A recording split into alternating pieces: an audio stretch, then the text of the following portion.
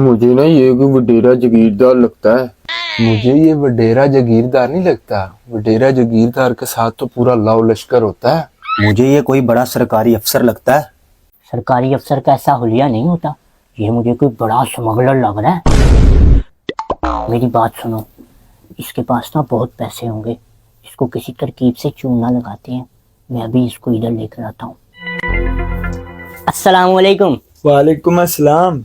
आए हमारे साथ बैठ जाएं। सफर बहुत लंबा है, कुछ बातचीत करते हैं, अच्छा सफर गुजर जाएगा। ओके।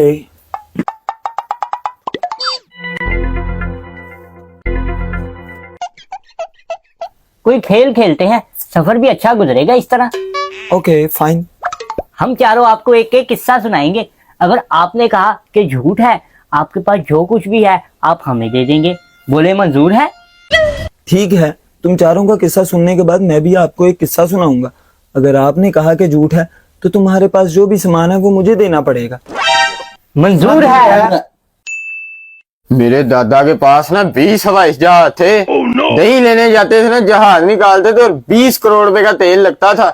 हमारा घर इतना बड़ा था कि वॉशरूम में जाना ना ट्रेन करवा के जानी है। मैं घर की सूखी रोटियां बेचने जाता था ना, लैम्बोर्गिनी निकालता था। और अब मेरे पास 10 रुपए भी नहीं है। बताओ तुम, ये झूठ है कि सच है? बात तो तुम्हारी ठीक है और तुम तो शक्ल से भी नांगे ही लग रहे हो। मैं ना 3 माह का था। मेरी अम्मी ने मुझे झूले में लटाया हुआ था। सामने आम का दरख्त लगा हुआ था। मेरी अम्मी का आम खाने को दिल किया पर उनका हाथ नहीं गया ऊपर। ये परेशानी देखकर मेरा दिल किया कि मैं अपनी अम्मी के लिए आम तोड़ के लाऊं। मैं झूले से उतरा और जाकर आम तोड़कर अपनी अम्मी को दिया और आके झूले में लेट गया। बताओ ये बात सच है या झूठ? बिल्कुल ठीक कह रहे होगे तुम। तुम्हारी तो हरकतें भी मुझे बंदरों जैसी लग रही हैं। तुम तो चढ़ गए होगे दरख्त पे। एक बार मैं सैर करने पहाड़ी इलाके में चला गया। वहां का इलाका मुझे बहुत ही खूबसूरत लगा और मैं जंगल में चला गया। वहां के लोगों ने मुझे डराया कि यहाँ आदमखोर शेर रहता है, लेकिन मैं फिर भी जंगल में चला गया। जब मैं जंगल में गया तो यकदम से मेरे सामने शेर आ गया। अच्छा, तो फिर क्या हुआ? बताता हूँ। बहुत बड़ा और खतरनाक शेर मेरे सामने आ गया। मैंने भी उसकी आंखों में आंखें डालकर कहा, ओ शेर, मुझसे पंगा ना लेना, मैं कोई आम आदमी नहीं हूँ। लेकिन उसने फिर भी मुझ पर हमला कर दिया। काफी देर के बाद मैंने उसे एक हाथ से घुमा के ऊपर की तरफ फेंक दिया। ऐसे लग रहा था जैसे वो दुनिया से ही बाहर चला गया। थोड़ी देर बाद जब वो वापस नीचे आके गिरा तो उसने मुझसे माफी मांगी और उसने मुझे जंगल का बादशाह बना दिया। अब आप बताइए, ये सच है कि झूठ है? बिल्कुल सच है। एक दफा मेरे साथ भी ऐसा ही हुआ था। मैं एक दफा समुंदर में शिकार करने चला गया। मैंने कश्ती किराए पर ली। वहां और भी बहुत लोग शिकार करने के लिए आए हुए थे। मैंने अपना जाल निकाला और समुंदर में फेंक दिया। कुछ घंटे गुजर गए लेकिन मुझसे कोई मछली नहीं पकड़ी गई। मुझे बहुत गुस्सा आया और मैंने समुंदर में छलांग लगा दी। मैं नीचे गया तो मैंने जाकर देखा एक बड़ी व्हेल मछली मेरी तरफ आ रही थी। वो कोई 40 टन की होगी। मैंने सोचा इसका शिकार करता हूँ और खूब गोश्त खाऊंगा, लेकिन वो बहुत ताकतवर थी। वो मेरी तरफ आई, मैं उसकी तरफ गया। मैंने उसके आंख पर एक मुक्का मारा और उसकी आंख नीचे गिर गई। इस तरह वो एक आंख से मरहूम हो गई। उसको बहुत गुस्सा आया क्योंकि मैंने उसकी एक आंख निकाल दी थी। इस तरह वो फिर मेरी तरफ आई। अब मैंने क्या किया, पीछे से खंजर निकाला और दूसरी आंख में भी दे मारा था।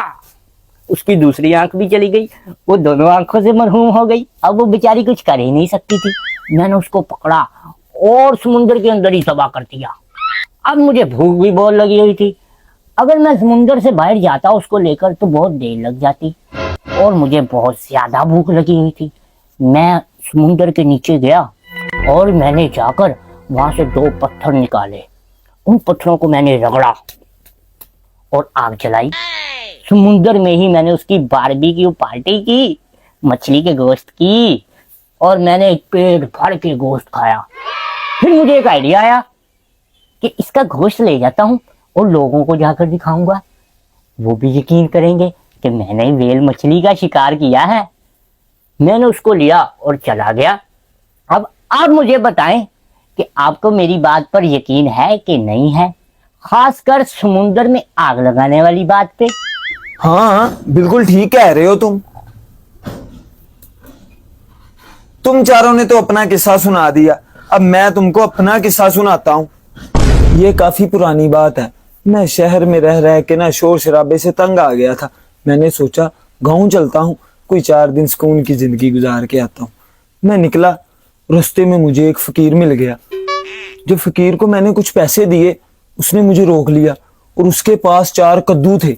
उसने कहा ये ले जाओ, इसकी फसल उगाओ, इससे तुम्हें बड़ा फायदा होगा। फिर मैं गांव की तरफ रवाना हो गया। जब मैं गांव पहुंचा तो कद्दू तो मेरे पास थे। मैंने सोचा सबसे पहले इसकी फसल उगाता हूं। मैंने उसकी फसल उगाई।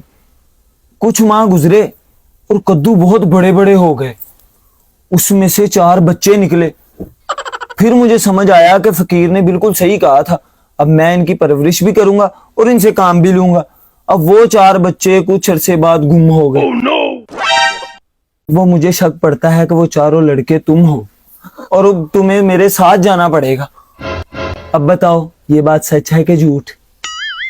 अगर कहा सच बोल रहे हो तो इसके साथ जाना पड़ेगा और जाकर इसका सारा काम करना पड़ेगा, और अगर कहा झूठ बोल रहे हो तो हमारे पास जो कुछ भी है इसको देना पड़ेगा। हम तो फंस गए।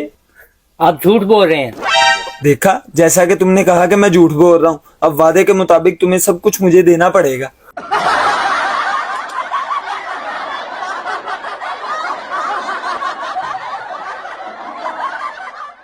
सौ सोनार की, 1 लोहार की।